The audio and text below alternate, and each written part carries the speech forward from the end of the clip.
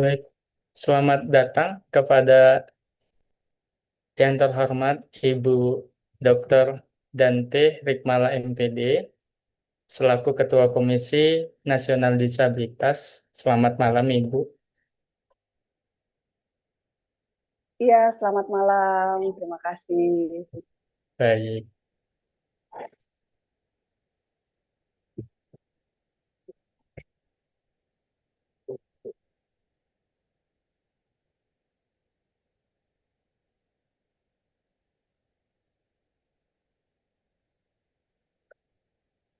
baik.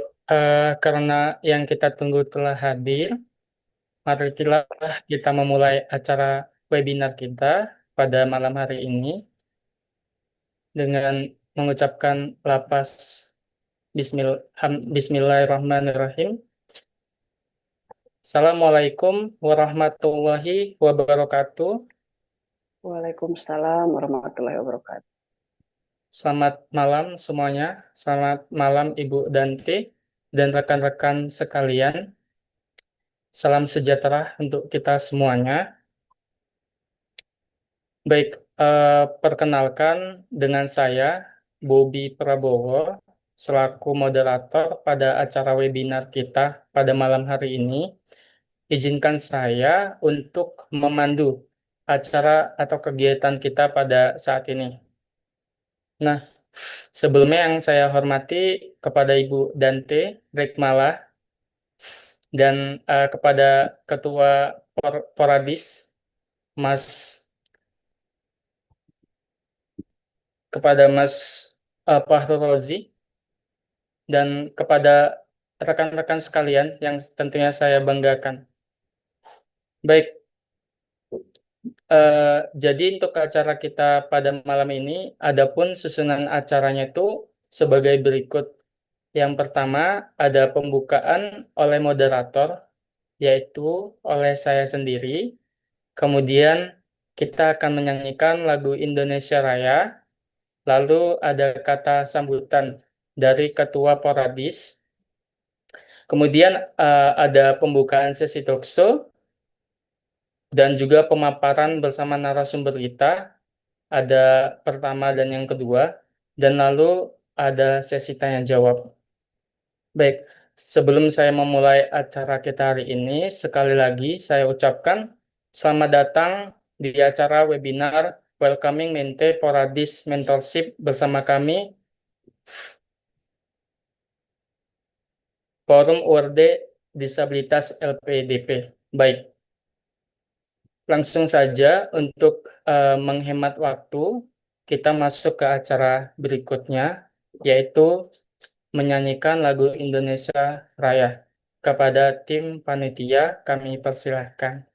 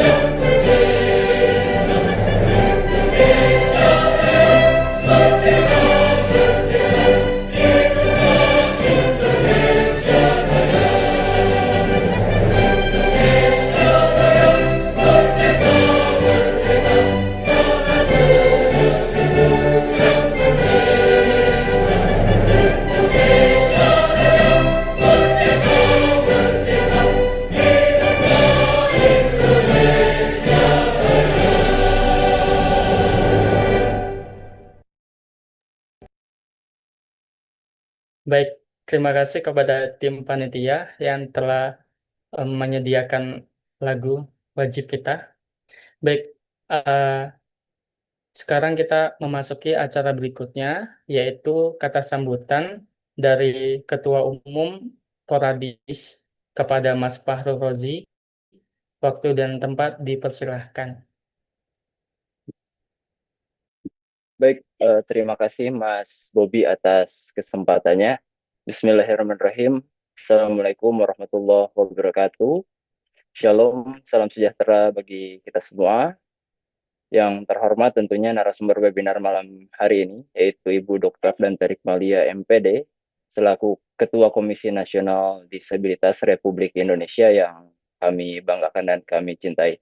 Lalu yang kami hormati juga Mas Roni Afif, pengurus Poradis sekaligus penanggung jawab utama kegiatan mentorship kali ini. Lalu yang saya hormati juga para mentor yang luar biasa yang telah bersedia berbagi ilmu dan pengalamannya selama ini menjadi Wardi LPDP, serta yang kami banggakan juga seluruh menti terpilih dan peserta webinar yang berbahagia. Dan tidak lupa juga terima kasih kepada juru bahasa isyarat yang telah berkenan untuk memandu acara pada malam hari ini. Kegiatan ini menjadi wujud nyata bagi semangat kolaborasi, lalu keberdayaan serta inklusivitas. Kami merasa sangat terhormat karena pada kesempatan hari ini kita didampingi oleh sosok-sosok yang luar biasa dan inspiratif. Terima kasih kepada kami sampaikan kepada Ibu Dante yang telah bersedia hadir dan memberikan arahan untuk penguatan terutama dalam konteks pemberdayaan penyandang disabilitas di Indonesia khususnya pada bidang pendidikan.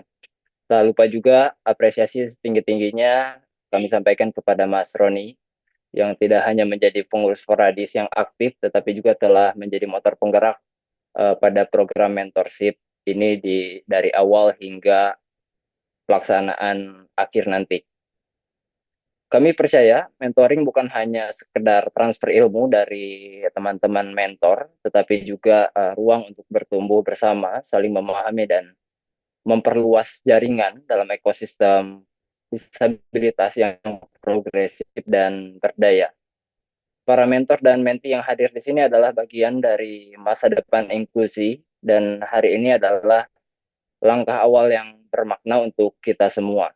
Semoga kegiatan hari ini dapat menjadi inspirasi dan bekal untuk proses mentoring yang akan berjalan ke depan, penuh semangat, kekeluargaan, dan saling mendukung. Mungkin sekian yang dapat bisa saya sampaikan. Akhir kata, selamat mengikuti webinar. Mari kita jadikan momen ini sebagai ruang perjumpaan yang bermakna dan penuh harapan. Dan semoga kita semua dapat sukses di LPDP, di seleksi LPDP batch kedua ini dan bisa bertumbuh bersama. Akhir kata, Assalamualaikum warahmatullahi wabarakatuh. Waalaikumsalam warahmatullahi wabarakatuh. Baik, terima kasih kepada Mas Fahrul Rozi selaku Ketua Poradis telah menyampaikan sepatah dua katanya sebagai kata sambutan. Semoga dengan apa yang disampaikan oleh Mas Fahrul Rozi dapat menambah semangat kita semua. Terima kasih. Baik, memasuki acara berikutnya, acara yang kita tunggu-tunggu yaitu pembukaan sesi talkshow. Nah, jadi di sini kami menghadirkan dua pembicara yang sangat luar biasa. Pertama ada Mas Roni Apip Hidayat dan kemudian ada Ketua Komisi Nasional Disabilitas Ibu Dante Rikmala. Terima kasih telah datang memenuhi undangan kami, Ibu. Baik, langsung saja.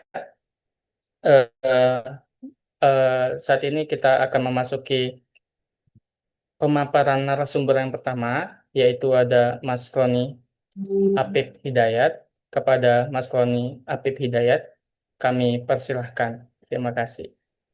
Baik, selamat malam Mas Bobi. Terima kasih atas panduannya. Yang pertama, saya mau mengucapkan rasa hormat saya kepada Dr. Dante Rikmalia MPD selaku Ketua Komisi Nasional Disabilitas Republik Indonesia. Selamat malam Ibu. Dan juga kepada Mas Fahrul selaku Ketua Forum Award Disabilitas LPDP. Mungkin operator bisa membantu untuk membuka slide saya.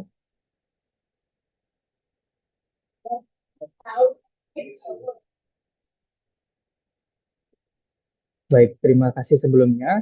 Perkenalkan terlebih dahulu, nama saya Roni Afif Wijaya. Di sini diberikan kesempatan untuk hari ini untuk menyampaikan materi terkait dengan pengantar pendaftaran beasiswa LPDP 2025 batch 2. Saya nama lengkapnya seperti yang ada di slide ini ya. Nama saya Roni Afif Wijaya. Dari sekarang sedang menempuh studi di Magister Biologi Universitas Gadjah Mada yang merupakan award di LPDP PK 242, juga dari jalur disabilitas, utamanya di disabilitas mental. Lanjut, Mas. Oke, ini ucapan pertama saya selaku ketua dari Divisi Pengembangan Akademik dan Karir. Saya mengucapkan selamat bergabung untuk teman-teman menteri di program mentorship yang diadakan oleh Forum Award Disabilitas LPDP ini. Selamat bergabung, selamat menjalani proses untuk mewujudkan mimpi-mimpi teman-teman untuk bisa studi lebih lanjut melalui jalur ini. Oke, untuk yang pertama, saya akan memperkenalkan terlebih dahulu tentang program dari Forum Award Disabilitas LPDP, yaitu LPDP Scholarship Mentorship, dengan tema menavigasi perjalanan studi bersama award beasiswa LPDP Disabilitas. Program ini terdiri dari rangkaian persiapan intensif bagi calon pendaftar beasiswa LPDP melalui jalur afirmasi disabilitas. Kegiatan ini bertujuan untuk memberikan dukungan maksimal dalam mempersiapkan teman-teman mente di sini melalui 3 tahapan penting. Yang pertama, proofreading essay, di mana peserta dapat memperbaiki esai beasiswanya dengan bantuan para mentor-mentor yang mungkin juga hadir hari ini, tentunya berdasarkan pengalaman-pengalaman mereka. Kedua, nanti setelah proses seleksi pendaftaran, setelah lolos, akan ada seleksi substansi di mana kami juga menyediakan fasilitas berupa mock-up interview atau latihan untuk teks substansi, di mana teman-teman akan simulasi wawancara untuk melatih kemampuan komunikasi di depan panel, seleksi dan memberikan rasa kepercayaan diri, kemudian juga memberikan umpan balik yang konstruktif untuk teman-teman semua. Ketika teman-teman di sini dapat berdiskusi one on one yang memberikan kesempatan teman-teman untuk berbicara langsung dengan para mentor, kemudian juga menerima panduan secara pribadi mengenai bagaimana proses uh, seleksinya, dan baik itu nanti untuk mempersiapkan teman-teman yang lebih baik. Kegiatan ini tuh diharapkan dapat mempersiapkan teman-teman secara keseluruhan, baik secara segi akademiknya, komunikasi, maupun secara mental untuk menghadapi seleksi LPDP di batch 2 tahun 2025 ini.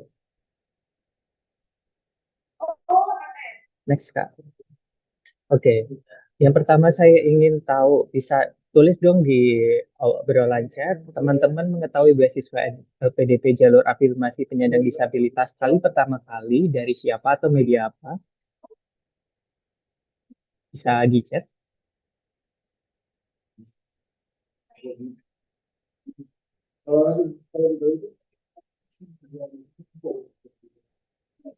Oke, ini ada Kak Jana tuh dari komunitas di Polatcare. Oh, sama ini dengan saya. Terus kemudian ada yang lewat IG, ada yang dari website LPDP, oke dari Instagram.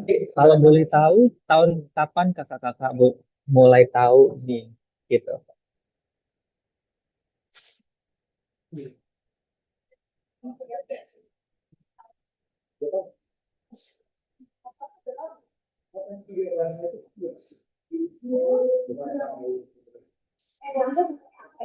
Oke, di sini ada yang baru di tahun 2025 baru tahu, ada yang sudah dari 2 tahun yang lalu juga ini. Jadi kalau saya boleh berbicara tentang pengalaman saya sendiri, saya juga sama seperti mungkin Kak Janatul ya. Saya tahunya terlebih dahulu itu dari pengalaman saya ketika melihat postingan di Facebook di beberapa tahun lalu tentang jalur ini. Dan waktu itu juga akhirnya bisa memperoleh informasi lebih detail bahwa oh ternyata PDP memberikan fasilitas untuk bisa mendaftar di jalur ini. Oke, kita akan mulai dari pertama. Saya akan membantu teman-teman untuk mengingat kembali terkait dengan persyaratan yang ada di seleksi. Yang pertama terkait dengan persiapan pendaftaran. Next.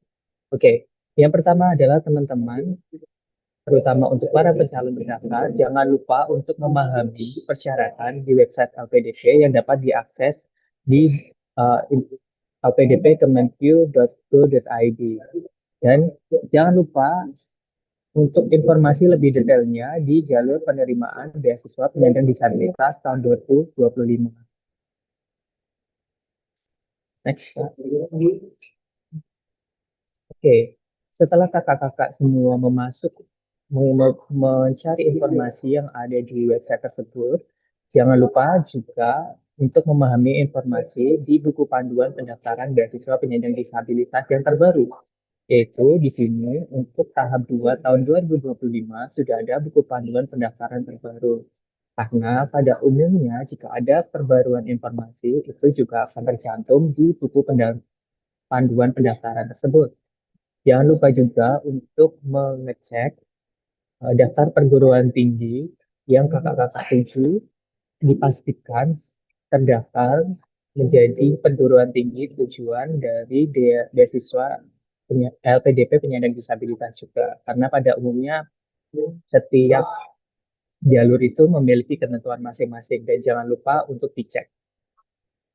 Setelah ini ada beberapa informasi yang perlu teman-teman juga ingat kembali bahwa beasiswa penyandang disabilitas ini merupakan beasiswa yang khusus untuk ditujukan kepada teman-teman penyandang disabilitas yang secara keseharian mengalami gangguan atau keterbatasan dalam menghadapi atau menjalani kehidupan sehari-hari. Di sini tidak hanya secara fisikal saja, ada beberapa jenis disabilitas yang dapat ditampung atau bisa diberikan kesempatan oleh beasiswa LPDP. Yang pertama, dari teman-teman disabilitas fisik, yang kedua disabilitas intelektual, yang ketiga ada disabilitas mental, dan keempat adalah disabilitas sensorik, yang kelima adalah disabilitas ganda dan atau multi. Bagaimana syaratnya untuk bisa mengetahui dari kelima disabilitas ini? Teman-teman diperlukan surat keterangan disabilitas di mana teman-teman wajib di beasiswa ini melampirkan surat keterangan tersebut dengan format yang sudah ada di contoh di buku panduan. Jadi teman-teman harus membaca buku panduan di bagian lampiran, di situ sudah diberikan contoh dari LPDP bagaimana surat keterangan disabilitas itu. Teman-teman tinggal datang ke rumah sakit ataupun puskesmas untuk meminta sesuai dengan format tersebut dan menyatakan bahwa jangan lupa biasanya nanti di bagian bawah ada keterangan di mana teman-teman bisa minta tolong kepada dokter ataupun psikiater atau psikolog dan lain-lain bahwa ada keterangan bahwa teman-teman memang mengalami hambatan dan kesulitan untuk berpartisipasi secara penuh dan efektif. Untuk beberapa kasus, untuk disabilitas fisik bisa meminta di dokter, untuk mungkin seperti saya yang jalur disabilitas mental bisa mengajukan ke psikiater, untuk audiologis terutama untuk teman-teman dari disabilitas umum. Yang perlu diingat bahwa surat keterangan ini harus dari rumah sakit pemerintah atau pusat kesehatan masyarakat milik pemerintah juga. Jangan lupa ya. Next. Untuk persyaratan bahasa, teman-teman, untuk pendaftar beasiswa dalam negeri, seperti jalur afirmasi lain, bahwa beasiswa ini untuk jalur dalam negeri tidak dipersyaratkan memiliki sertifikat bahasa. Namun apabila teman-teman yang ingin mendaftar dalam negeri dan ternyata juga memiliki persyaratan bahasa, silakan untuk dihampirkan seperti itu. Terus untuk teman-teman pendaftar beasiswa luar negeri, jalur afirmasi disabilitas ini, teman-teman pendaftar perlu mengunggah dokumen sertifikat kemampuan bahasa Inggris yang berlaku 2 tahun terakhir, yang sertifikat-sertifikat tersebut harus terjamin kredibilitasnya dan dikeluarkan oleh kurang lebih 5 lembaga terakreditasi berikut yang saya cantumkan. Bisa dari ITS, PTE Academic, IELTS, Duolingo, atau Test of English Proficiency. Dengan ketentuan yang bisa teman-teman lihat di buku panduan. Next. Ini ada persyaratan khusus untuk teman-teman dari disabilitas rungu dapat menggunakan kriteria kemampuan beberapa bahasa Inggris berikut. Yang pertama, untuk program magister luar negeri, akan ada persyaratan khusus tertentu dan akan khususnya pada bagian listening. Untuk lebih detailnya, bisa teman-teman, mungkin untuk teman-teman disabilitas rungu bisa cek terlebih detailnya di buku panduan ataupun di website. Saya mengingatkan untuk seluruh teman-teman baik dari jenis apapun disabilitasnya yang memang mau mencantumkan sertifikat bahasa, termasuk khususnya sertifikat TOEFL ITP, karena sangat banyak sekali saya temukan selama beberapa tahun ini banyak teman-teman yang akhirnya gagal karena ternyata TOEFL-nya itu atau sertifikat bahasanya tidak kredibilitas karena tidak dikeluarkan oleh lembaga resmi yang diakui oleh pihak LPDP. Jadi di poin terakhir saya mengingatkan bahwa sertifikat TOEFL IDP atau sertifikat bahasa lain itu harus berasal dari lembaga resmi yang khusus untuk penyelenggaraan tes TOEFL ITP di Indonesia. Jadi nanti perlu dicek kredibilitasnya. Gitu. Oke, untuk surat rekomendasi, teman-teman diwajibkan juga untuk melampirkan surat rekomendasi, baik itu dari tokoh masyarakat atau juga dapat dari pihak akademisi. Teman-teman bisa memilih formatnya secara online form atau bisa mengunggah file. Misal tokoh masyarakat itu seperti apa? Tokoh masyarakat juga apabila teman-teman mungkin sempat bekerja, bisa minta rekomendasi dari atasannya atau dari tokoh-tokoh masyarakat yang ada di lingkungan sekitar teman-teman. Atau kalau untuk akademisi, teman-teman bisa mengajukan surat rekomendasi ke dosen sewaktu sarjana yang memang kenal teman-teman secara individu atau secara akademik. Oke, ini ada catatan tambahan. Untuk program ini di tahun-tahun terakhir ini ternyata ada catatan khusus ini. Jadi diutamakan bagi pendaftar yang merupakan anggota keluarga dengan kondisi yang pertama itu satu-satunya keluarga yang mendapat gelar sarjana atau orang pertama dan satu-satunya di keluarga yang mengejar gelar magister. Dan kalau memang teman-teman juga memenuhi persyaratan ini, silakan dibuat surat dengan dibukui materi 10.000 sebagai status anggota keluarga yang dimaksud di atas. Gitu. Kalau terus pertanyaannya, apabila saya tidak demikian, bagaimana? Maka tidak perlu. Apakah peluangnya berkurang atau bagaimana? Tidak ada. Jadi kita coba saja karena memang sesuai dengan potensi yang dimiliki teman-teman. Next slide. Tadi adalah beberapa informasi untuk pengingat teman-teman untuk persyaratan lain dan periode pendaftarannya. Untuk pendaftaran sampai tanggal 31 Juli 2025 ini untuk tahap 2. Semua informasi yang tadi saya sampaikan dapat diakses secara penuh di http://lpdp.kemenq.go.id/beasiswa.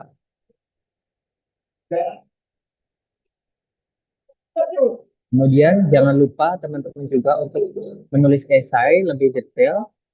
Next. Di sini saya akan mengingatkan untuk ketentuan esai tahun ini, di mana kembali ada beberapa ketentuan. Yang pertama adalah teman-teman harus menceritakan bagaimana komitmen kembali ke Indonesia. Ini untuk teman-teman yang ingin merencanakan studi ke luar negeri ya terutama. Terus kalau mungkin dalam negeri bisa diganti menjadi komitmen untuk Indonesia seperti itu. Terus kemudian yang kedua adalah rencana pasca studinya, dan juga jangan dilupakan ada rencana kontribusi untuk Indonesia ditulis dalam tentang 1.500 sampai 2.000 kata dengan mendeskripsikan lebih detail bagaimana teman-teman mempersiapkan studi, bagaimana pengalaman-pengalaman teman-teman sebelumnya dan apa impian teman-teman mendatang. Jadi saran dari saya adalah tulis visi misi yang realistis yang mungkin bisa teman-teman lakukan untuk mewujudkan impian teman-teman. Jadi diharapkan memang beasiswa ini tidak hanya self-center kepada kita yang ingin studi saja, tapi kita juga dengan keterbatasan ataupun dengan fasilitas yang ada bisa berkontribusi untuk Indonesia menjadi lebih baik di masa depan. Seperti itu harapannya. Dan untuk batch ini diharapkan walaupun bidangnya tidak dimasuk dalam skop tertentu, mohon kembali terlebih dahulu. Walaupun teman-teman mungkin dari lingkup sosial humaniora atau dari uh, ilmu eksakta yang lain, diharapkan juga bahwa pengabdian dan kontribusi yang akan dituliskan nanti juga akan berkaitan dengan bidang-bidang strategis yang saat ini pemerintah sedang didukung seperti pangan, energi, pertahanan, transportasi, kemudian juga ada teknologi nano seperti itu. Jadi walaupun kita tidak ada di background-background tersebut, tapi harapannya kontribusi yang kita tuliskan mendukung program-program tersebut agar korelasinya semakin nyata. Next. Dan terakhir yaitu ketentuan proposal ini dikhususkan untuk teman-teman doktoral di mana ini menjadi syarat tambahan selain esai yaitu tetap 1.500 sampai 2.000 kata yang terdiri dari judul penelitian, perumusan permasalahan, pertanyaan atau tujuan penelitian, kelogisan, metode, dan desain, manfaat, dan juga daftar pustaka.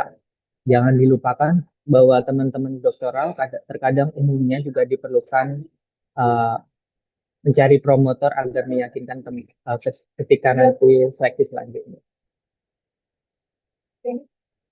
Terima kasih jadi saya untuk mengingatkan teman-teman selaku narasumber pertama untuk pengantar pendaftaran beasiswa LPD. Saya kembalikan ke moderator. Terima kasih. Baik, terima kasih kami ucapkan kepada Mas Rani Apik Hidayat. Terima kasih Mas atas pemaparan yang telah disampaikan. Jadi yang saya tangkap adalah kita di sini bersama Poradis tentunya membuka kesempatan kepada teman-teman untuk memperbaiki esainya, kemudian juga dapat mock-up atau latihan interview bersama kami, dan yang terakhir kita bisa berdiskusi bersama. Baik, berikutnya kita masuk ke pemaparan narasumber kita yang kedua, ada Ibu Dante Rikmala. Kepada Ibu Dante Rikmala, kami persilakan Ibu, waktu dan tempat kami persilakan. Ya, baik. Bismillahirrahmanirrahim. Assalamualaikum warahmatullahi wabarakatuh. Apakah suara saya terdengar dengan jelas, Mas? Terdengar, Ibu. Mas Bobi, apakah suara saya bisa terdengar dengan jelas? Ya, Ibu, terdengar sangat jelas.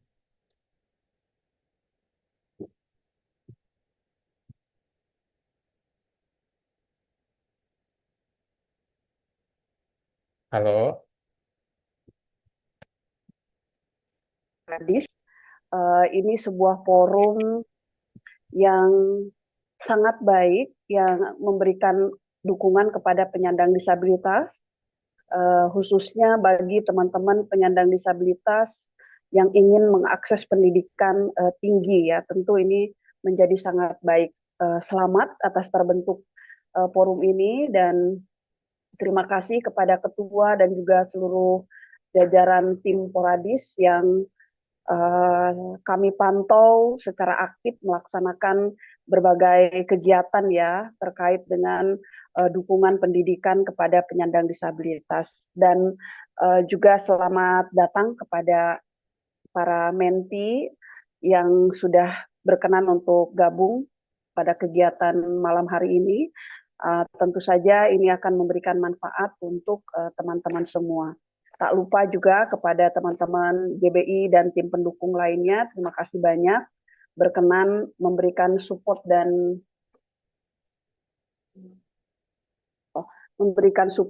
dukungan kepada kegiatan ini ya. Apakah bisa dicek suara saya bagaimana sekarang? Cukup baik? Sudah Oke, terdengar. baik. Mas. Baik. Ada beberapa agenda yang ingin kami sampaikan dalam paparan malam hari ini, namun semuanya sekilas karena kita nanti akan lebih ke talk show-nya ya. Pertama ingin disampaikan terkait Komisi Nasional Disabilitas, lalu penyandang disabilitas, ada pengantar, regulasi, fakta dan temuan KND, kemudian unit layanan disabilitas, tantangan dan rekomendasi serta penutup. Kami memiliki tugas untuk melaksanakan pemantauan, evaluasi, dan advokasi pelaksanaan penghormatan, pelindungan, dan pemenuhan hak penyandang disabilitas, dan tentu saja dalam bidang pendidikan ini juga menjadi satu poin penting. Kemudian fungsi kami ada 4, penyusunan rencana kegiatan KND dalam upaya pelaksanaan penghormatan, pelindungan, dan pemenuhan hak penyandang disabilitas atau disingkat P3HPD ya, penghormatan, pelindungan, dan pemenuhan hak penyandang disabilitas itu P3HPD. Lalu kami melakukan advokasi pelaksanaan penghormatan, melakukan advokasi atas pelaksanaan P3HPD, termasuk salah satunya kami mengadvokasi bagaimana LPDP memberikan ruang yang luas kepada penyandang disabilitas yang ingin mengakses beasiswa S2, S3 dengan beberapa hal yang perlu disesuaikan, dan alhamdulillah LPDP sudah banyak menyesuaikan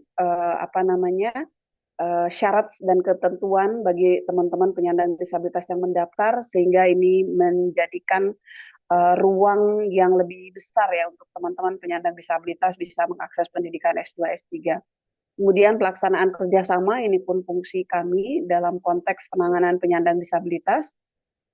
Kemudian kami pun melakukan pemantauan, evaluasi atas P3HPD. Ada beberapa isu prioritas kami. Pertama, eliminasi stigma ya dan diskriminasi terhadap penyandang disabilitas. Kemudian pendataan, pendidikan, kesehatan, pekerjaan, serta kesejahteraan sosial. Nah, kita ingin sekilas dulu menyampaikan penyandang disabilitas itu siapa ya, berdasarkan Undang-Undang 8 tahun 2016.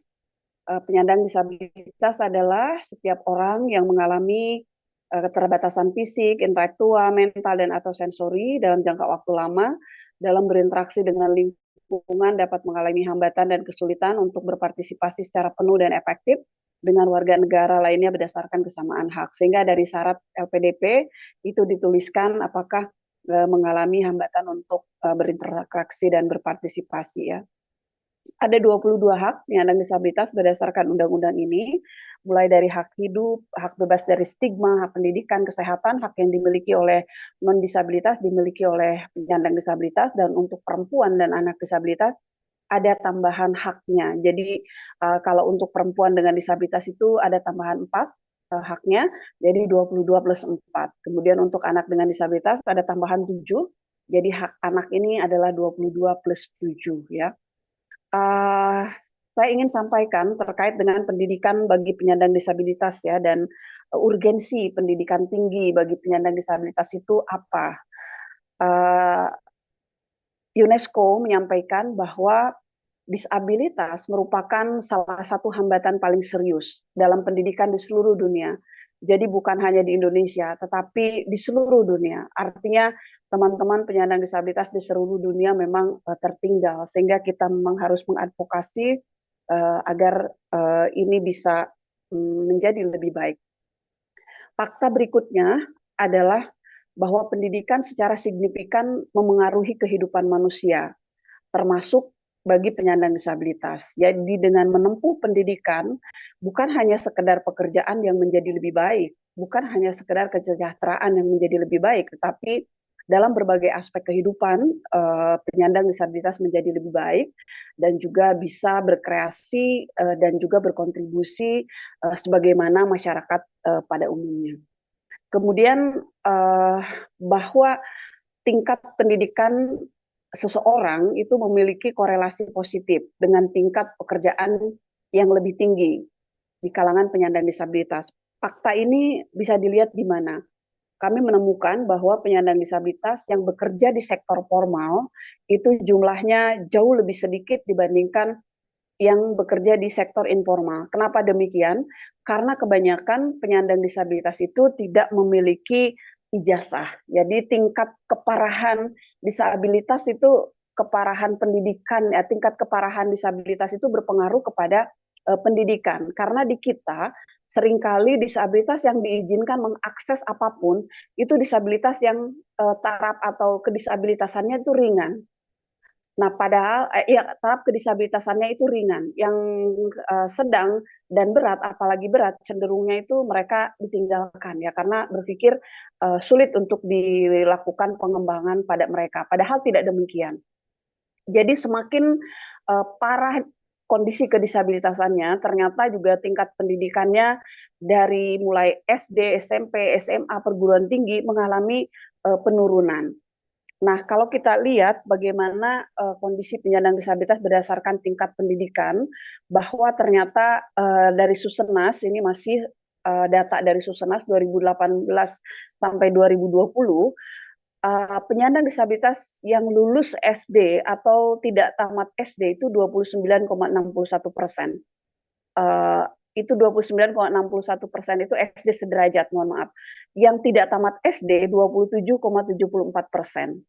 Lalu yang tamat SMP sederajat itu 10,26%, kemudian tamat SMA sederajat 14,25%, perguruan tinggi, lulus perguruan tinggi 5,12%, dan tidak atau belum sekolah itu 13%. Nah, jadi teman-teman inilah kondisi penyandang disabilitas di Indonesia. Meskipun data ini tidak by name by address, tetapi data makro, namun demikian data makro ini menggambarkan sebetulnya real ya kondisi penyandang disabilitas di Indonesia. Hanya saja tidak bisa menemukan by name by address. Nah, kita ingin berbicara sedikit terkait dengan regulasi ya, regulasi bagi penyandang disabilitas khususnya di bidang pendidikan itu apa saja. Tentu saja Undang-Undang Nomor 8 Tahun 2016 tentang penyandang disabilitas yang memandatkan salah satu hak bagi penyandang disabilitas adalah hak pendidikan. Kemudian ada Permendikbud Nomor 46 Tahun 2017 tentang pendidikan khusus dan pendidikan layanan khusus di perguruan tinggi. Lalu Peraturan Pemerintah Nomor 13 Tahun 2020 tentang akomodasi yang layak bagi peserta didik, dan Peraturan Menteri Pendidikan Kebudayaan, Riset dan Teknologi Nomor 48 Tahun 2023 tentang akomodasi yang layak untuk peserta didik penyandang disabilitas pada satuan pendidikan anak usia dini formal, pendidikan dasar, pendidikan menengah, dan juga pendidikan tinggi. Kita ingin sedikit highlight kenapa teman-teman harus memperjuangkan pendidikan teman-teman semua dan saudara-saudara kita, para penyandang disabilitas. Di sini disebutkan dalam Undang-Undang 8 tahun 2016 itu hak bukan di Permendikbudristek ya ini, dinyatakan hak mendapatkan pendidikan yang bermutu pada satuan pendidikan di semua jenis, jalur, dan jenjang secara inklusif dan khusus, dan hak mendapatkan akomodasi yang layak sebagai peserta didik. Kemudian pasal 42 bahwa setiap penyelenggara pendidikan tinggi wajib memfasilitasi pembentukan unit layanan disabilitas. Lalu pemerintah dan pemerintah daerah memfasilitasi pembentukan unit layanan disabilitas atau ULD di pendidikan tinggi. Ini masih belum optimal.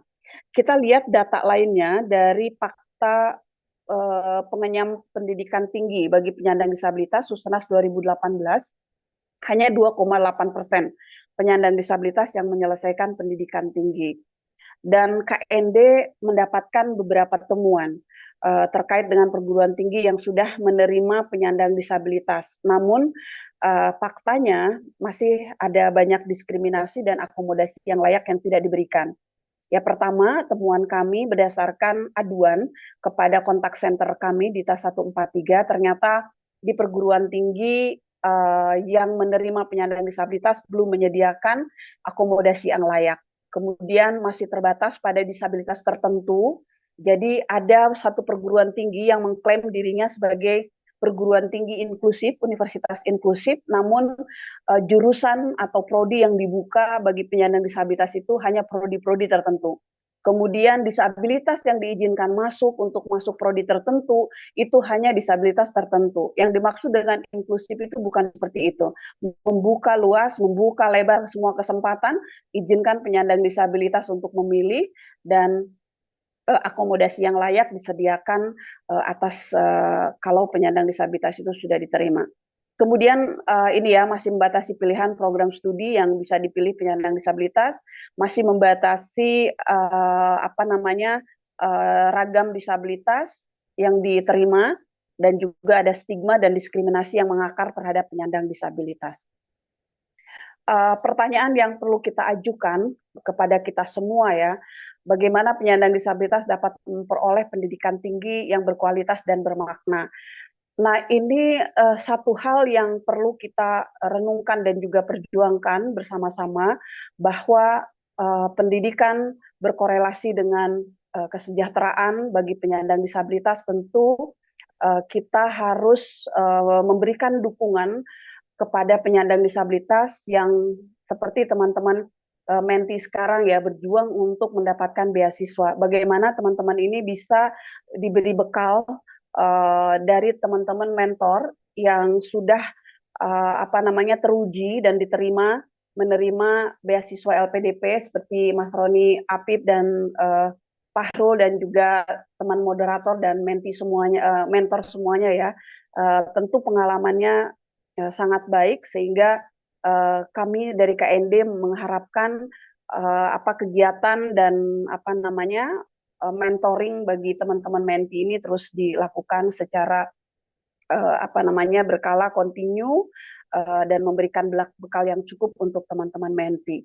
Ada beberapa tantangan dari pendidikan tinggi yang diberikan oleh perguruan tinggi kepada penyandang disabilitas. Ini berdasarkan riset yang dilakukan oleh Dr. Triastuti Manulang Belini, staf khusus kami di Komisi Nasional Disabilitas dalam disertasi yang beberapa waktu lalu diterbitkan. Pertama, bahwa pendidikan tinggi bagi penyandang disabilitas itu masih ada stigma dan eksklusi sosial. Kemudian yang kedua, pengetahuan yang kurang komprehensif terkait disabilitas. Ini dari penyelenggara pendidikan, kemudian ada keterbatasan sumber daya manusia, dan juga aksesibilitas dan akomodasi yang layak yang masih belum diberikan secara optimal. Kemudian ada beberapa peluang yang kita bisa raih atau kita bisa capai dan harus kita perjuangkan.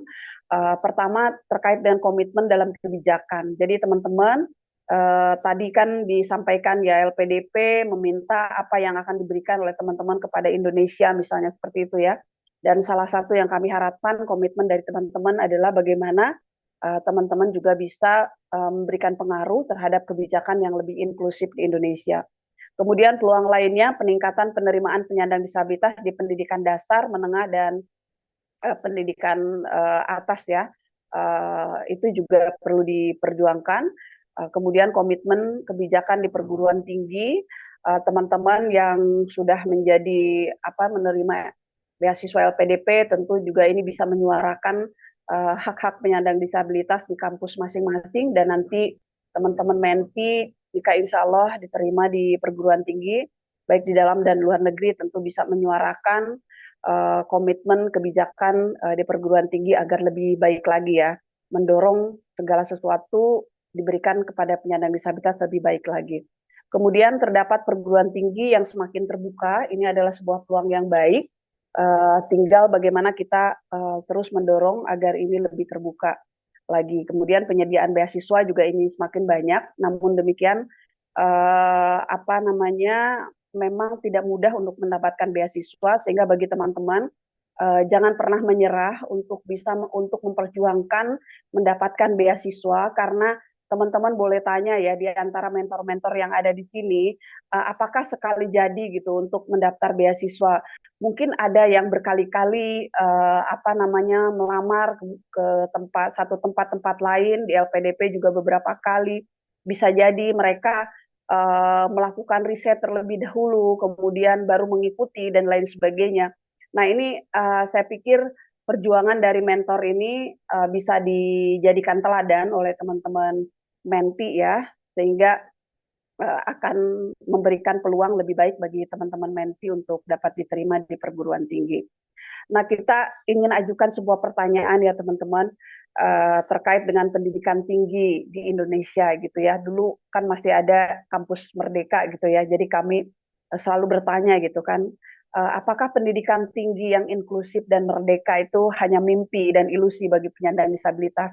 Karena seringkali ya ketika sudah diterima di perguruan tinggi, banyak sekali batu sandungan diakibatkan karena pemenuhan hak akomodasi yang layak dan aksesibilitas di perguruan tinggi masih rendah, termasuk juga komitmen dan juga pemahaman semua pihak terhadap penyandang disabilitas. Sehingga seolah-olah ini satu perjuangan yang sangat sangat berat gitu ya untuk bisa diraih teman-teman untuk bisa menyelesaikan studi itu banyak sekali hal yang menjadi apa ya tantangan karena faktor ketidakpahaman lingkungan, khususnya kampus, di dalam memberikan dukungan kepada penyandang disabilitas. Tapi saya pikir ini semua bisa diperjuangkan karena sekarang sudah ada ruang diskusi dari Poradis, dan semoga Poradis ini juga bisa nantinya berkolaborasi dengan LPDP secara langsung, dan juga nanti bisa berkolaborasi dengan KND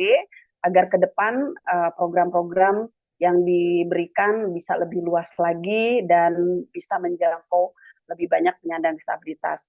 Teman-teman yang saya hormati, implementasi pendidikan tinggi yang inklusif sangat tergantung pada sikap, pengetahuan, fleksibilitas, dan kreativitas untuk memecahkan masalah dan mendesentralisasikan pengambilan keputusan hingga kepada pemangku kebijakan, dosen, staf, orang tua, dan mahasiswa. Ini yang seringkali tidak terjadi. Kebijakan hanya sekedar di kebijakan di atas kertas, kebijakan rektor, tetapi dosen, staf, orang tua, dan mahasiswa tidak diberikan kewenangan untuk memutuskan atau merealisasikan satu hal terkait dengan akomodasi yang layak bagi penyandang disabilitas. Teman-teman semuanya, para menti, mari kita manfaatkan ya teman-teman, manfaatkan forum ini untuk bisa menjadi ruang untuk berdiskusi dan juga mendapatkan pengalaman dari teman-teman mentor yang sudah diterima, yang sudah menerima beasiswa LPDP. Dan untuk mentor, terima kasih banyak atas apa yang dilakukan, terus melakukan gerakan, perjuangan, agar kita penyandang disabilitas bisa mendapatkan kehidupan yang lebih baik. Bukan hanya kita tidak berpikir untuk diri kita, tetapi kita berpikir untuk masa depan anak bangsa, khususnya penyandang disabilitas. Demikian yang bisa disampaikan. Mohon maaf atas segala kekurangannya. Salam inklusif. Terima kasih. Assalamualaikum.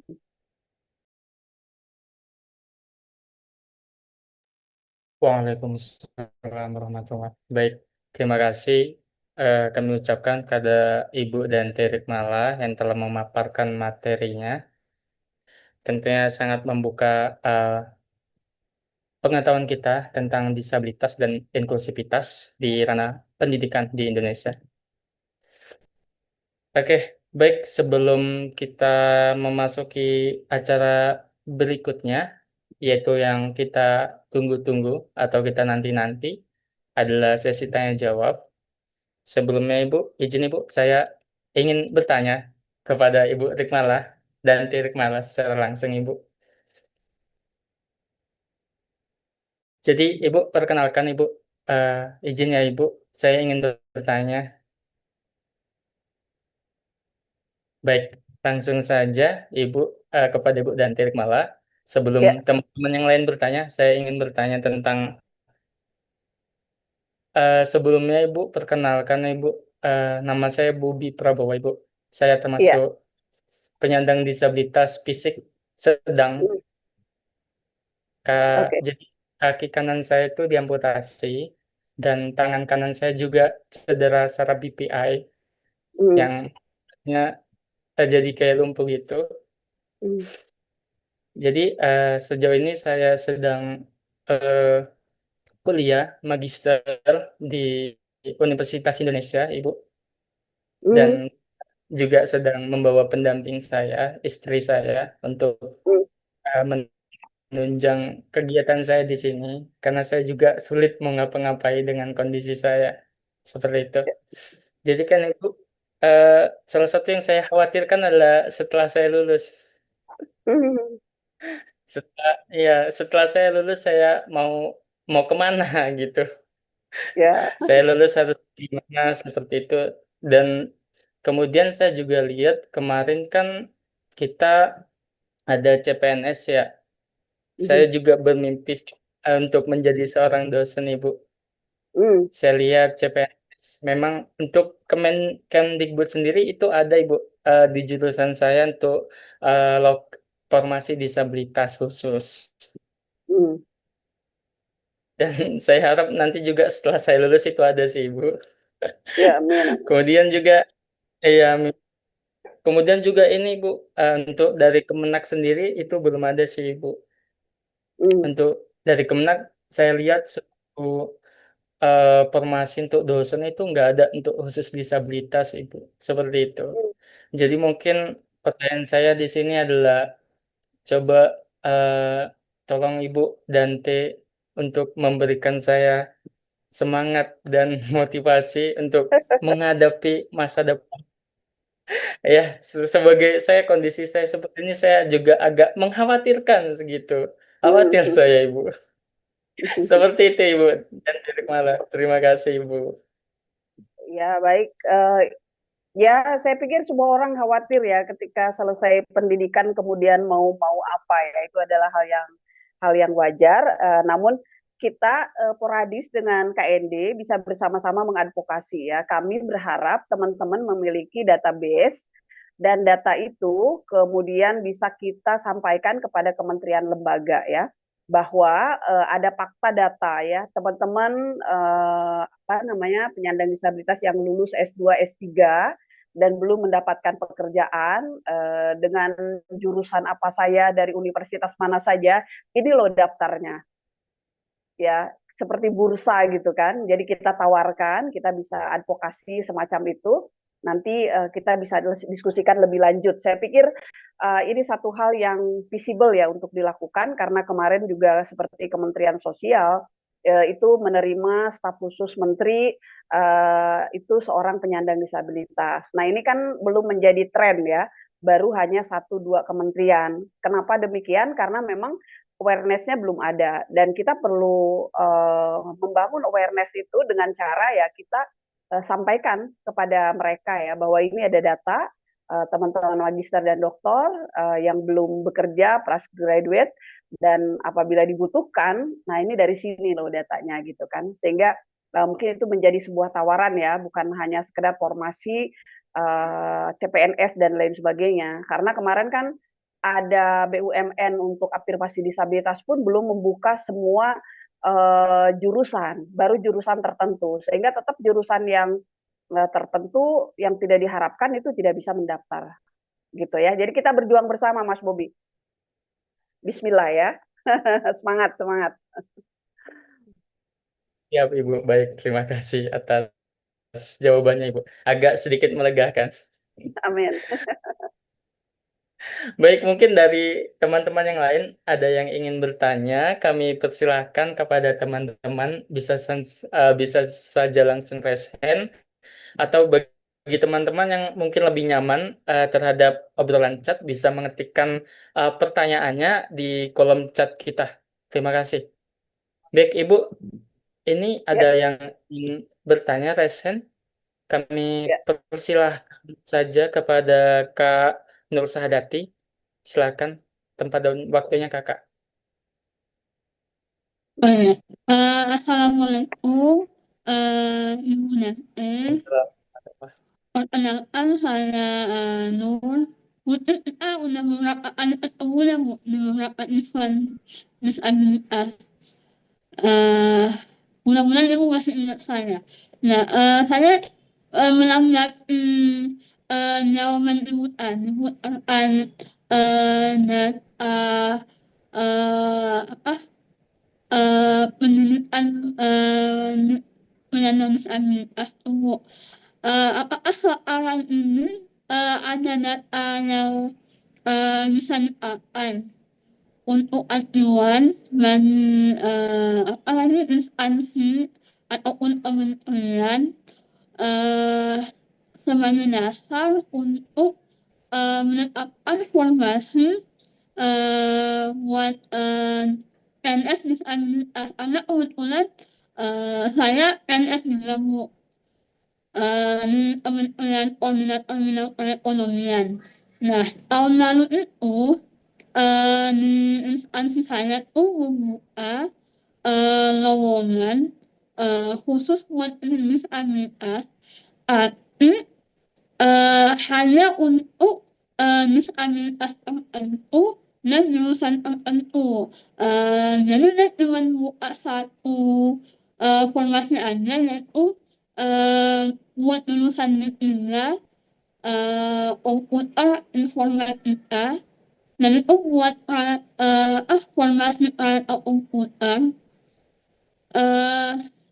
dan itu cuma buat disabilitas daksa aja.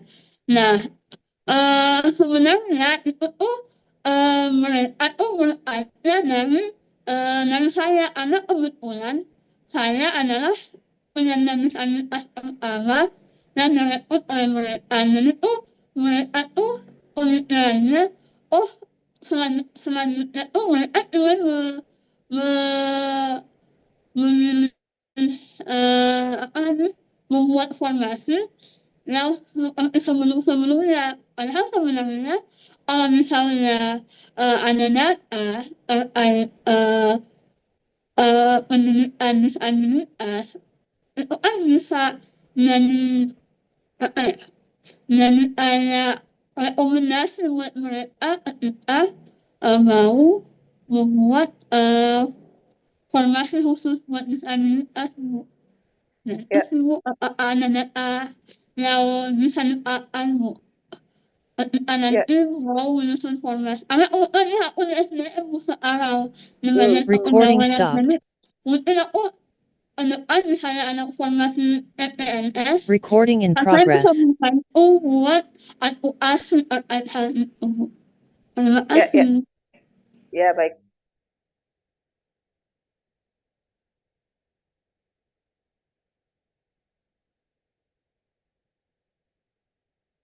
Mas Bobi langsung direspon aja atau gimana? Iya Ibu, boleh langsung Ya, dijawab aja biar nggak oh, terlewat iya, iya. seperti itu. Oke, baik. Ini di luar konteks untuk teman-teman menti ya, tetapi tentu ke depan ketika sudah lulus, para menti juga membutuhkan ini ya. Benar Mbak Nur, pemerintah ya, kementerian lembaga dan pemerintah daerah itu belum paham ya tentang bagaimana merekrut penyandang disabilitas, formasinya, lulusannya dan lain sebagainya, sehingga itu mengakibatkan sangat terbatas ya yang mereka buat itu karena mereka tidak memiliki pengetahuan pemahaman. Dan saya sudah sampaikan kepada Bappenas terkait hal ini agar bisa ditinjau ulang sehingga formasi itu bisa dibuka secara luas untuk semua jurusan dan untuk semua ragam disabilitas. Saya juga sudah sampaikan kepada Bappenas, seyogianya Bappenas punya list lulusan beasiswa khususnya LPDP karena ini dari Indonesia dananya dan bisa memanfaatkan data disabilitas ini gitu untuk rekrutmen. Setidaknya dilihat dulu jurusan yang ada tuh apa saja sehingga ketika mereka buat itu tidak hanya terbatas kepada yang mereka minta, misalnya sekarang lagi ramenya IT gitu kan, terus minta IT padahal teman-teman kan ada yang banyak ekonomi, hukum, kemudian sosiologi dan lain biologi gitu ya kan. Nah ini mungkin kita kolaborasi nanti kalau sudah ada list lulusan penyandang disabilitas S2 S3 LPDP ini sangat bagus untuk kita advokasi ke BKN kemudian ke PAN RB gitu ya. Ya, betul. Oke. Ya, Makasih banyak Ibu. Sami. Baik, terima kasih Ibu Dante yang telah menjawab pertanyaan dari rekan kita. Berikutnya juga kepada rekan-rekan disabilitas lain yang ingin bertanya, kami persilahkan. Namun sebelumnya ada ini pertanyaan dari teman kita yang lain yang ditujukan kepada untuk Mas Roni, Apip Hidayat. Jadi itu pertanyaan dari Kak Ishak Arini. Mas, itu pertanyaannya apabila tidak berkaitan dengan bidang tersebut bagaimana ya Kak? Mungkin untuk Mas Roni dapat menjawab.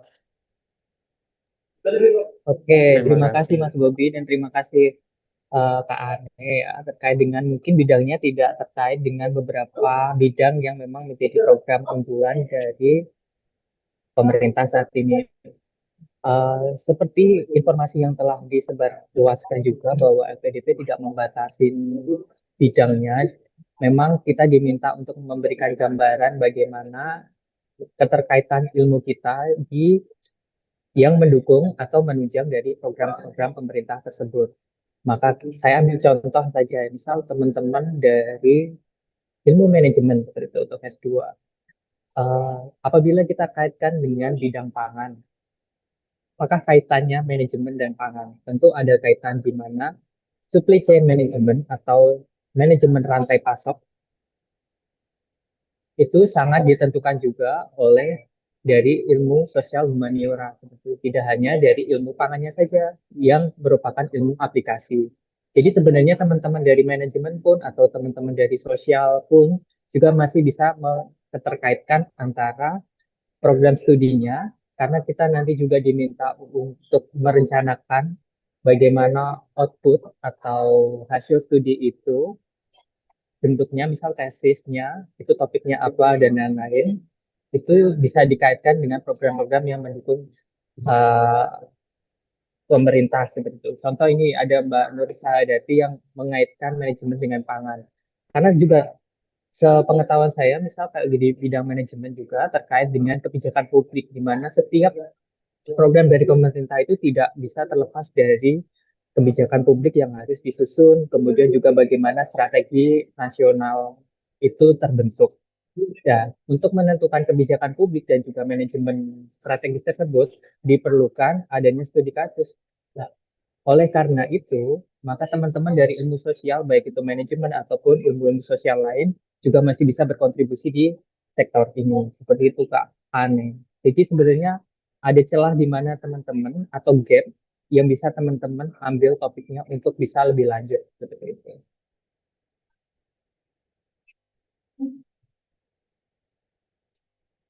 Apakah sudah Baik, menjawab, Kak Ane? terima terima kasih Mas Roni yang telah menjawab pertanyaan dari Kak Ishak. Kepada Kak Ishak, bagaimana Kak? Apakah sudah cukup menjawab?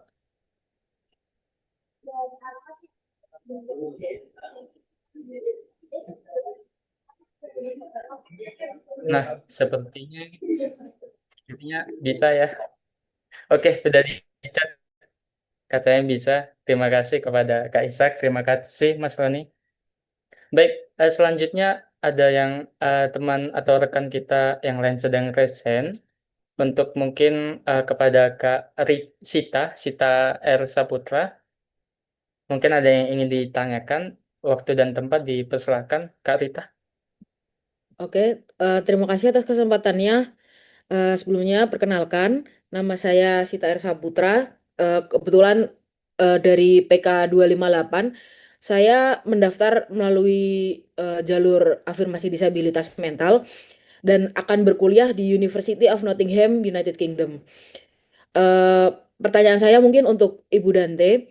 Eh, Sekiranya saya butuh seperti pencerahan begitu ya tentang apa bentuk pengabdian yang diharapkan dari terutama dari KND eh, kepada kami ketika kami telah menjadi ORD atau selepas kuliah nantinya. Terlebih kalau di rencana kontribusi saya karena saya bergerak di bidang creative writing, jadi saya berharap saya bisa memotivasi atau setidaknya dapat memberi dampak kepada teman-teman disabilitas lainnya. Jadi apakah ada jejaring-jejaring yang bisa saya kerjasama bersama atau bagaimana untuk eh, wujud pengabdian dalam bentuk yang nyata begitu, Ibu. Terima kasih.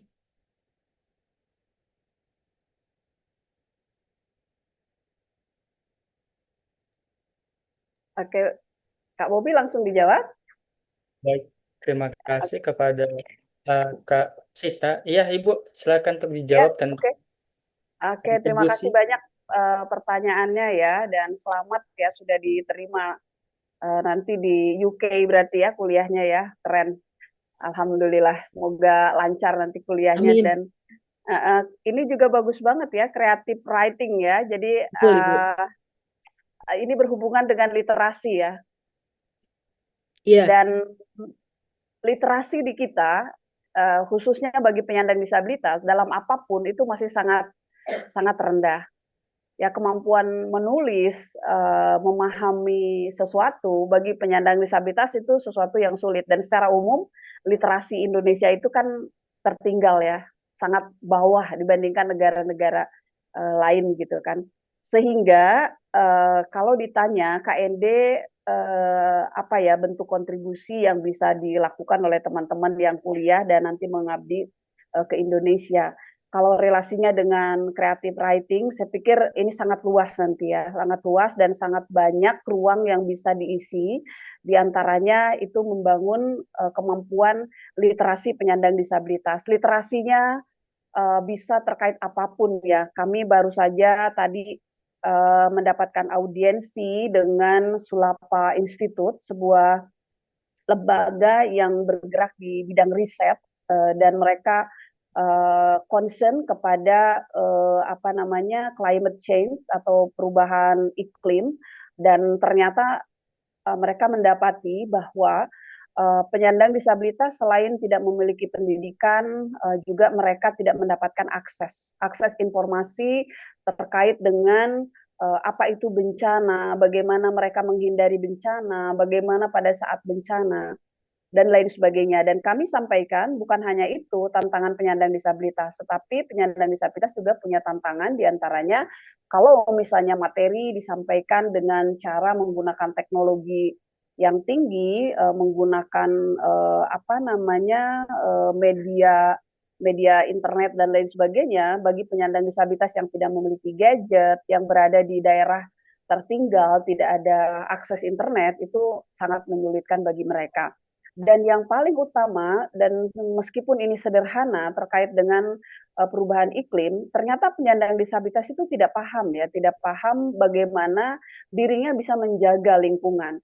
Nah, literasi seperti ini sesuatu hal yang sangat dibutuhkan bagi penyandang disabilitas dan mereka bisa didorong nantinya untuk bisa menulis juga dari sudut pandang mereka, bagaimana keterlibatan mereka di dalam apa namanya menanggulangi perubahan iklim, apa yang mereka bisa lakukan dan mereka juga bisa menjadi narasumber untuk berbagai kegiatan ya terkait dengan apapun. Jadi saya pikir mengembangkan literasi bagi penyandang disabilitas itu satu hal yang kita butuhkan dengan literasi yang bisa diakses karena kondisi kedisabilitasan, ada caption kalau itu berupa webinar seperti ini, ada JBI, untuk netra bisa diakses, untuk disabilitas intelektual, ada apa namanya, easy reading, dan lain sebagainya. Saya pikir formula-formula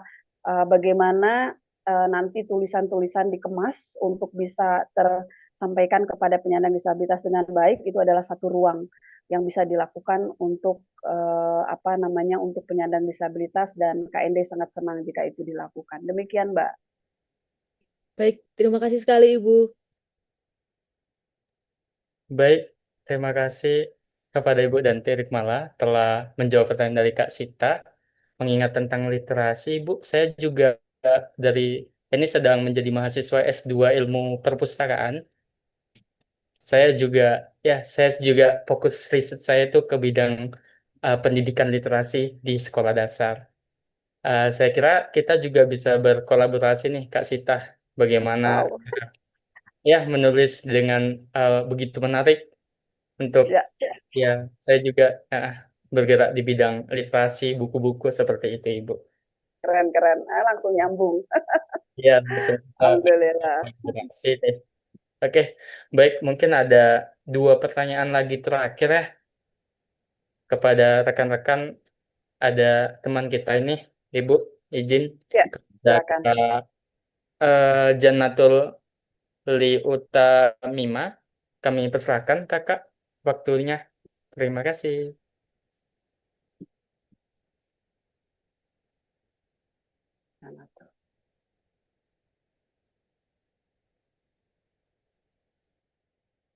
Izin Kakak masih belum kedengaran suaranya. Sudah kedengaran, Kak? Sudah. Mungkin tadi headsetnya kali. Sudah, Kak. Baik, terima kasih Mas Bobi atas kesempatannya. Assalamualaikum warahmatullahi wabarakatuh. Perkenalkan Bu, nama saya Jana.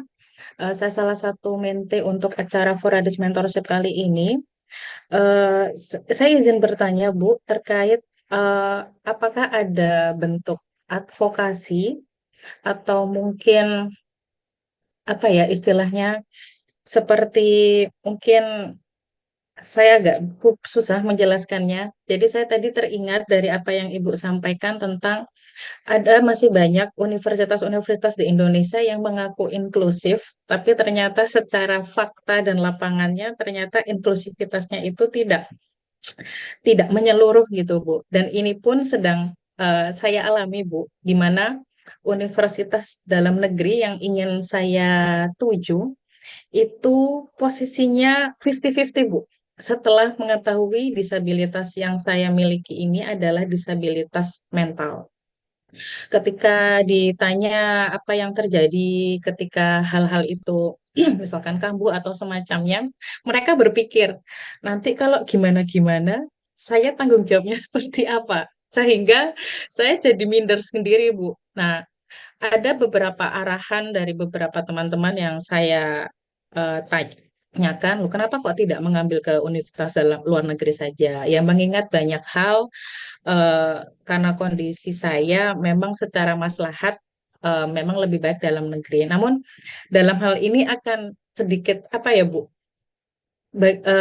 agak bingung juga gitu loh, mencari universitas dalam negeri yang memang dia pro terhadap inklusivitas ini, sehingga jangan sampai ketika di tengah jalan eh, ada saran-saran yang sifatnya ya udahlah kamu cuti aja, itu malah jadi takutnya malah jadi membuat down Bu. Nah, mungkin ada nggak Bu terkait advokasi terkait hal tersebut atau mungkin dari Bu Dante sendiri mungkin ada nasihat-nasihat tersendiri terkait hal ini gitu Bu. Terima kasih Bu Dante. Ya, baik. Terima kasih banyak. Izin Mas Bobi, saya langsung jawab ini. Tadi saya sampaikan ya, terkait dengan apa yang disampaikan oleh UNESCO. Ternyata kondisi kedisabilitasan itu di seluruh dunia merupakan satu halangan ya untuk mendapatkan pendidikan gitu. Itu statement yang dinyatakan oleh UNESCO dalam arti memang kita harus terus memperjuangkan ya, memperjuangkan bagaimana semua pihak bisa memberikan akomodasi yang layak. Nah, ketidakpahaman semua pihak akan kondisi kedisabilitasan seseorang dan ketidakpahaman tentang bagaimana seyogianya memberikan dukungan kepada penyandang disabilitas itu yang menjadi persoalan. Persoalan kenapa ada ketakutan ya dan juga kenapa juga penyandang disabilitas yang akhirnya sudah masuk ke perguruan tinggi tetapi juga tidak mendapatkan dukungan. Nah, artinya ini semua memang semua Indonesia itu masih belajar. Bukan hanya universitas atau perguruan tinggi di Indonesia, tetapi kami pun di Komisi Nasional Disabilitas terus belajar. Terus belajar bagaimana menghadapi teman-teman disabilitas mental. Dan ini tidak mudah bagi kami karena ada ketidakpahaman sebagian orang ya terkait misalnya ketika relapse dia harus berhenti dulu bukan seminggu, 2 minggu gitu absensinya dipertanyakan karena tidak hadir terus gitu kan. Hal-hal seperti ini kan bagi non disabilitas dan disabilitas yang lain pun yang tidak paham itu adalah keterkejutan gitu kan. Bagaimana menghadapi ini semua dalam arti memang kita semua belum paham secara optimal terkait dengan disabilitas. Apa yang kami promosikan kepada perguruan tinggi di dalam memahami penyandang disabilitas adalah bagaimana penyandang disabilitas itu setelah diterima, bahkan sebelum diterima, di asesmen dulu terkait dengan kebutuhan khususnya. Asesmen itu dilakukan bukan untuk justifikasi diterima atau tidak, tetapi untuk memberikan dukungan. Bahwa ketika saya mau studi short course di Australia, saya itu di-assess dulu oleh teman-teman asesor GEDSI di apa namanya Australia Award Indonesia. Untuk apa? Bukan untuk mengeliminir saya, tetapi untuk bertanya, Bu Dante kalau kuliah itu seperti apa? Oh ya, saya pakai caption. Saya harus diizinkan pakai tab untuk captioning. Saya harus diberikan materi sebelum materi itu disampaikan di depan di perkuliahan. Jadi saya harus curi start karena ada hal-hal yang saya tidak ketahui kalau langsung disampaikan pada saat perkuliahan saya akan kesulitan gitu kan. Saya butuh materi sebelum disampaikan di perkuliahan tuh dosen menyampaikan dulu kepada saya. Nah, seyogianya itu seperti itu yang dilakukan, tetapi di kita itu masih sangat jauh. Nah, adalah tugas kita bersama untuk terus mengadvokasi sehingga kita pantang mundur. Ya, meskipun kita terbentur-bentur, tapi kita tetap pantang mundur melakukan advokasi. Dan nanti kan ada KND, teman-teman bisa curhat ke Komisi Nasional Disabilitas untuk kemudian kami sampaikan kepada perguruan tingginya jika mereka belum welcome, memberikan dukungan sehingga akan menjadi lebih baik layanan mereka. Demikian Kak, jadi tetap semangat untuk maju terus meskipun mereka merasa kebingungan nanti kalau terjadi sesuatu gimana, mungkin bisa ada consent form ya, consent form yang ditulis oleh sendiri bahwa jika terjadi sesuatu hal, misalnya seperti apa, hal-hal seperti itu mungkin melegakan mereka ya, setidaknya mereka tidak dituntut ketika ada sesuatu hal terjadi gitu kan, jadi pikiran mereka kan suka kemana-mana lebih dari orang yang yang belum paham tuh seperti itu gitu Mbak Jana.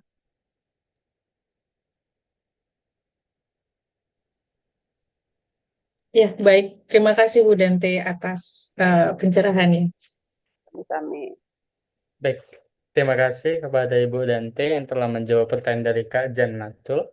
Berikutnya, mungkin ini menjadi pertanyaan terakhir untuk sesi pertemuan webinar kali ini kepada Kak Rapindra Abdi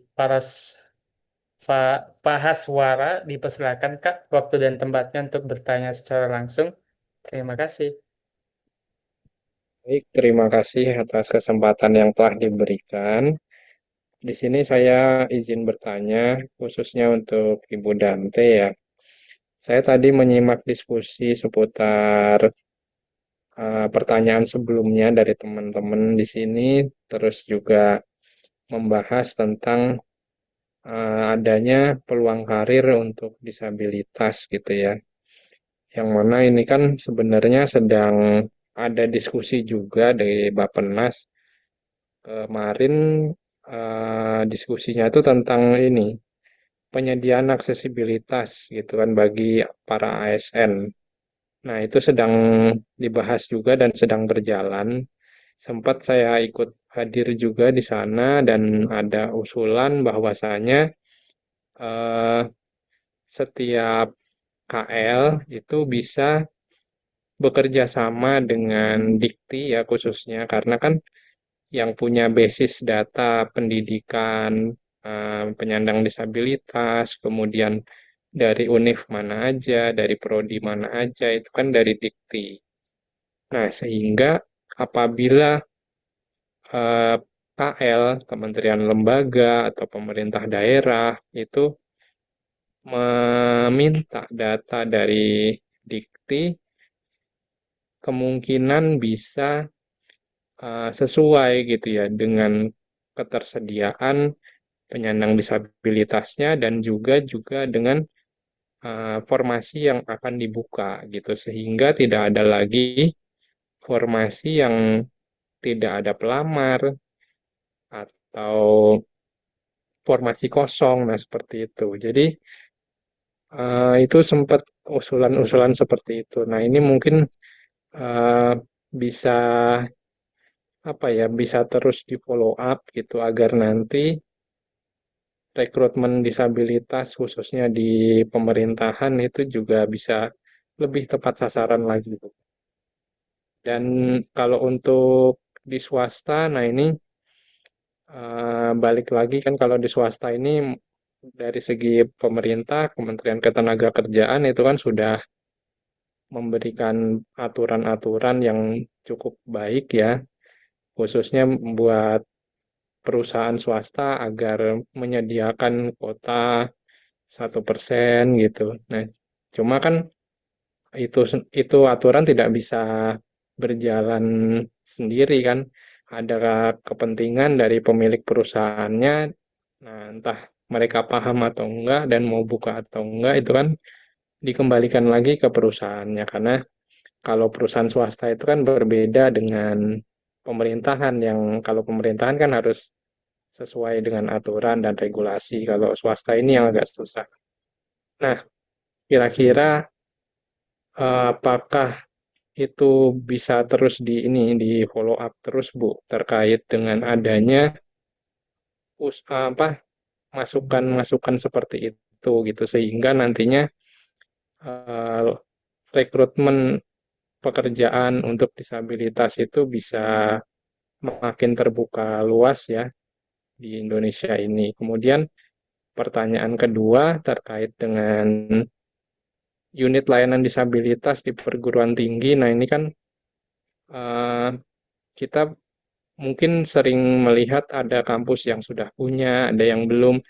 Nah, itu khususnya yang belum gitu ya. Nah, itu eh, bagaimana upayanya dari KND supaya kampus-kampus tersebut itu juga bisa meniru gitu kampus yang sudah baik kayak misalkan di Brawijaya itu kan sudah baik, sudah terkenal juga UGM juga lumayan. Nah, apakah memang apa kampus-kampus itu ada semacam sosialisasi gitu Bu dari KND? Mungkin itu aja pertanyaannya. Terima kasih.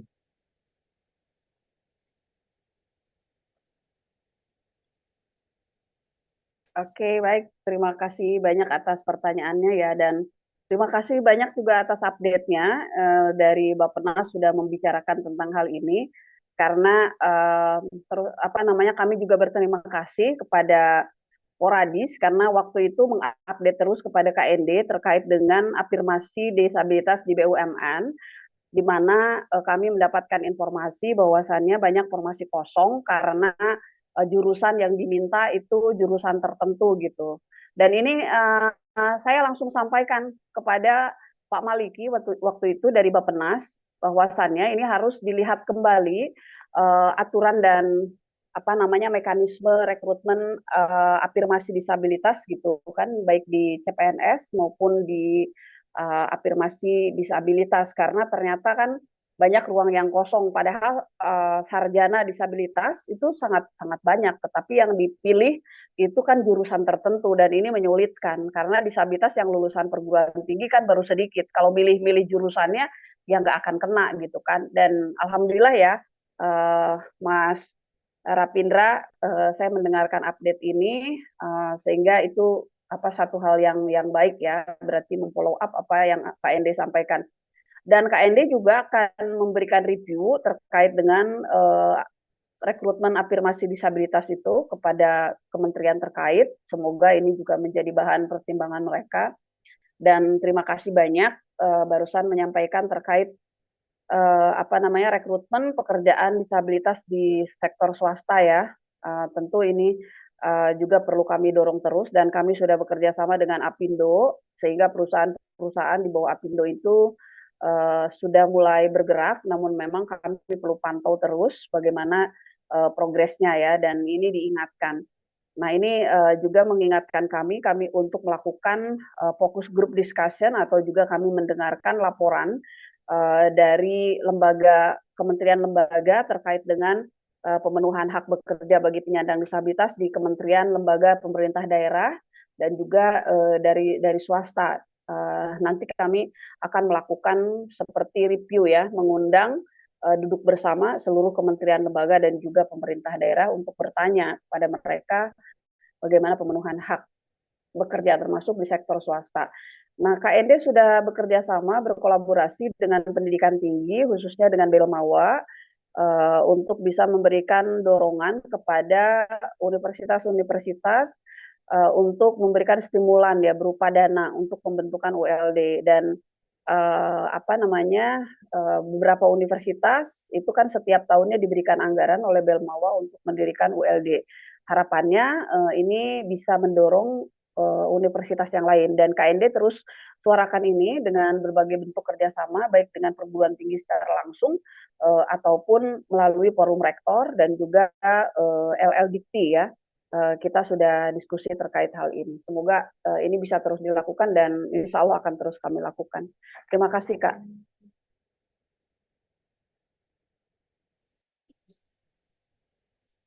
Baik, terima kasih kepada Ibu Dante yang telah menjawab pertanyaan dari Kak Rapindra. Oke, baik, mungkin tidak ada lagi ya yang bertanya dari teman-teman sekalian. Mungkin karena keterbatasan waktu yang kita punya, Ibu, mungkin kita dapat mengakhiri acara ini. Tapi sebelum Ya. kita mengakhiri acara ini, izinkan kami untuk kita melakukan sesi foto bersama, Ibu. Kepada mungkin rekan-rekan bisa membuka kameranya untuk mengambil foto kita bersama di acara kegiatan kita pada malam hari ini. Izin Mas senyum nih kan Mas. Ya, boleh, boleh Mas. Boleh senyum, boleh bebas. Baik, mungkin saya dapat menghitung ya dari panitia. Dalam hitungan ketiga ya. 1, 2, 3. Oke, perlu lagi kali berapa slide? Oke, 2 kali lagi.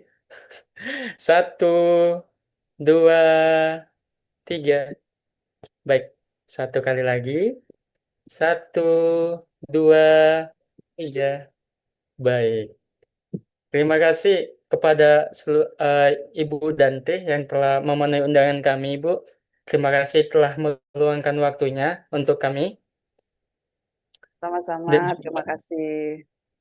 Dan juga kepada rekan-rekan sekalian, kami juga mengucapkan terima kasih dan saya mewakili panitia acara webinar. Bersama ini kami mengucapkan terima kasih atas kehadirannya dan meluangkan waktunya. Kami juga memohon maaf apabila ada kesalahan dari kami, tutur kata kami yang mungkin kurang berkenan. Kami memohon maaf sekalian. Terima kasih. Mungkin untuk closing statement kita untuk pada malam hari ini mengutip dari kolom chat dari Mas Andri Harahap, keterbatasan tidak menghalangi kita untuk maju untuk sukses. Yang bisa kita lakukan adalah terus berkolaborasi karena di balik keterbatasan tentu ada potensi yang luar biasa. Andri Harahap di Pabel Tuli. Jadi untuk Oke, kedepannya keren. mungkin bagi teman-teman yang mempunyai masalah atau hambatan atau juga trouble di dalam pendidikannya, dalam perguruan tinggi mungkin bisa berkonsultasi lebih lanjut dengan pihak dari KND dan juga bisa menghubungi kami Poradis melalui Instagram atau agen call center. Seperti itu. Mungkin eh, sampai di sini pertemuan kita kali ini. Izin Ibu Danti untuk mengakhiri Ya, acara kita, Ibu. Terima kasih sekali lagi kami ucapin dan mohon maaf Bu kalau ada salah. sama-sama. Terima kasih. Sukses selalu untuk semua, lancar segala sesuatunya. Amin. Terima kasih. Baik, mungkin sebagai akhir kata, terima kasih telah bergabung bersama kami dan sampai bertemu di acara kita selanjutnya bersama Poradis. Terima kasih saya ucapkan selamat malam. Wassalamualaikum warahmatullahi wabarakatuh. Salam. Waalaikumsalam warahmatullahi wabarakatuh. Ibu Terima Dante, kasih. Mas Roni, dan Nah, panitia. Terima kasih, Bu. Terima kasih ke Dea dan Mbak Nadia telah bersedia untuk menjadi juru bahasa isyarat di kegiatan malam hari ini. Semoga berkah dan rezekinya bertambah, khusus yang